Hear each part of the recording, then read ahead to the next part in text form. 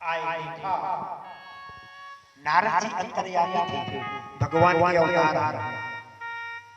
नारद जी सबके हृदय की बात जानने वाले कि आपके हृदय में किसके हृदय में क्या चल रहा है, सब जीवों की, मनुष्य की ही नहीं, सब जीवों के हृदय की बात को जानने वाले धरती पर आए तो उन्होंने देखा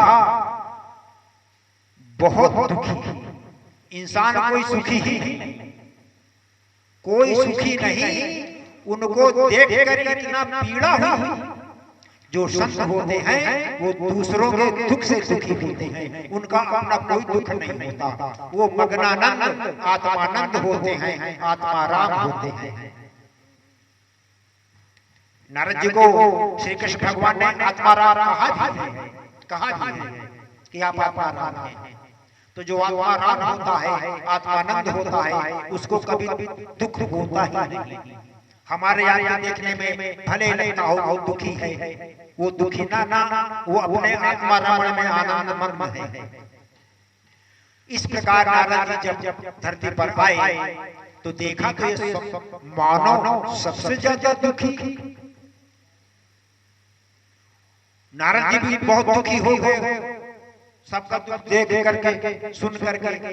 ये सारे तीर्थों में गए, भारत के सारे तीर्थों में भ्रमण किया। आजकल के परिवेश में बहुधा तीर्थों में अब वो बात वहां नहीं मिलती जो मिलनी चाहिए। जो मिलनी चाहिए वो नहीं मिलती। ये कलयुग का प्रभाव, उनका कोई दोष नहीं, वहां के साधु संतों का कोई दोष नहीं, ये कलयुग का प्रभाव है। जिसके कारण आप वहां जाएं, कुछ लोग लालच दें तो आपको हजारों आदमी के पहले भगवान के दर्शन करा देंगे। हजारों आदमी लाइन में लगे रह जाए कोई बात नहीं, वो चाहे भूखे हो चाहे प्यासे। तो लोभ लालच में वहां कहीं कहीं विधर्मियों का अड्डा बन गया। वहां का प्रभाव भी धीरे धीरे क्षीण हो रहा है। ऐसा श्रीमद् भागवत जी में सब जगह नहीं, कहीं कहीं अगर लाखों में कहीं एक है तो लाखों की मर्यादा भंग होती है। जैसे तालाब की एक मछली पूरे तालाब को गंदा कर देती थी। हर जगह नहीं। अब वो अंतर्यामी सबके हृदय की जानते भैया, इनके हृदय में क्या है। तो इस तरह से तीर्थ भी अपना प्रभाव धीरे धीरे खो रहे हैं या खो चुके हैं। तो हमें इस पर ध्यान देने की जरूरत है। जो भी मठाधीश हैं उन्हें ध्यान देने की आवश्यकता है मेरे विचार से। हर जगह नहीं है पर हाँ कहीं कहीं अवश्य है। कहीं शांति ना मिली नारद जी को, हरिद्वार, काशी, प्रयाग, उज्जैन, कहीं शांति नहीं। अंत में फिर वो मथुरा आए, मथुरा जहाँ कृष्ण भगवान की रासलीलाओं का गायन अब भी होता है। राधा राधा जी का गायन अब भी होता है, कृष्ण जी का गायन अब भी होता है। जहाँ राधा जी का गायन राधा राधा बोला जाता है वहाँ आनंद ही आनंद है, आनंद ही आनंद है, आनंद ही आनंद है। आज हमारे बीच प्रेमानंद जी महाराज जी देखिए राधा राधा जी का ही गायन कर रहे हैं, जिसका प्रभाव से दोनों किडनी खराब होने के बावजूद भी उनका शरीर हम सब लोगों के बीच, हम सब लोगों के ज्ञान के लिए उपस्थित शरीर। तो राधा राधा जी का गायन, कृष्ण जी का गायन होना चाहिए, करना चाहिए। वहां पर नारद जी आए, देखा कि एक सुंदर सी स्त्री, बहुत सुंदर स्त्री, खूबसूरत, दो ब्रदर उसके साथ में स्त्री के साथ में वहां वृद्ध उसके जंघों पर टेक लिए लेटे हैं। अब वो युवा स्त्री अत्यंत सुंदर मारे शोक के मारे बैठी दोनों वृद्धों को गोद में लिए। नारद जी की जब दृष्टि पड़ी तो पूछा कि आप क्यों दुखी हैं? कौन है? क्या कारण है? आप तो बहुत खूबसूरत हैं, बहुत खूबसूरत हैं, सुंदर है, भोली भाली है, तेज युक्त भी है, तेज भी है, सात्विक विचार सब कुछ समझ में आ रहा, अंतर्यामी थे नारद जी।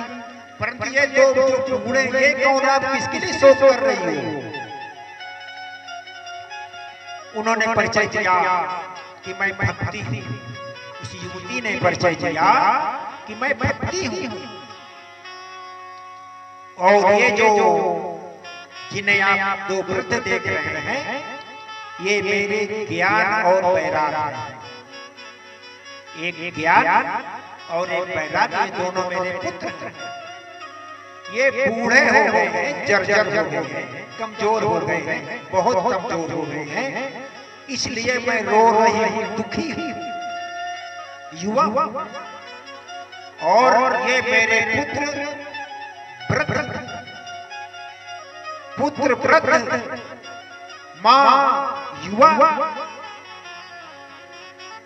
ये कैसे? मुझे बड़ा शोक दुख है इस चीज का। नारद जी ने कहा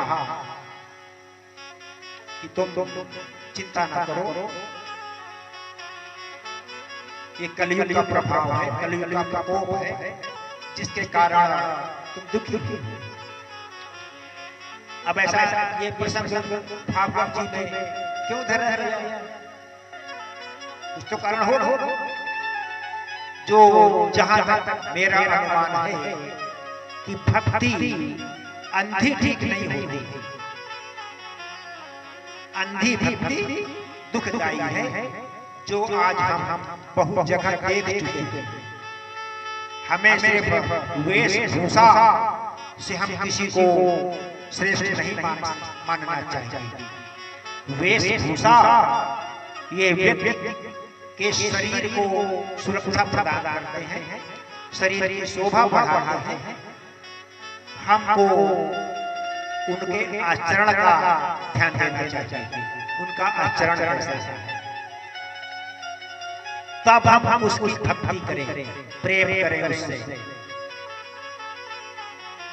अंधी भक्ति, अज्ञानता से बड़े भक्ति, राग संसार में जिसका राग है वो भी भक्ति ठीक से नहीं कर सकता। वैराग होना चाहिए और ज्ञान होना चाहिए, वो भक्ति सुख और आनंद से रहेगी। तभी तो ये प्रसंग आया भागवत में, ज्ञान वैराग बूढ़े हैं, कमजोर हैं, तो भक्ति रो रही है। पता नहीं कि मैं किसकी सेवा करूं, किससे प्रेम करूं, किसकी भक्ति करूं। ये प्रसंग, हर प्रसंग आने का कुछ न कुछ महाकारण, बहुत बड़ा कारण है, तभी ऋषि मुनियों ने ठहरा। वो सोच विचार करते बताते हैं तुम्हारे ज्ञान वैराग ये जो बूढ़े हैं, कमजोर हो गए हैं, ये श्रीमद् भागवत, अब इनको मैं मजबूत करूंगा। नारद जी कहते हैं इनको मैं ठीक करूंगा ज्ञान वैराग को। उन्होंने तरह तरह के पुराण, तरह तरह के धार्मिक ग्रंथ सुनाया, गीता भी सुनाई मैनेजर साहब। उस प्रभाव से ज्ञान वैराग को हल्का सा चेत आया, फिर उड़क गए। ज्ञान वैराग को गीता, रामायण आदि ग्रंथों से उन ज्ञान वैराग जो वृत्ति कमजोर थे, हल्का सा चेत आया, फिर लुढ़क जाए। नारद जी बड़े चिंतित, गीता भी फेर, अन्य धर्म ग्रंथ फेर,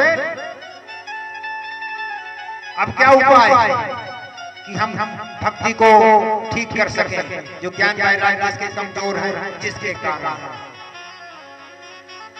भगवान का ध्यान किया, आकाशवाणी हुई, नारद जी इसका अनुष्ठान सच्चे ऋषियों के पास मिलेगा, संतों से मिलेगा।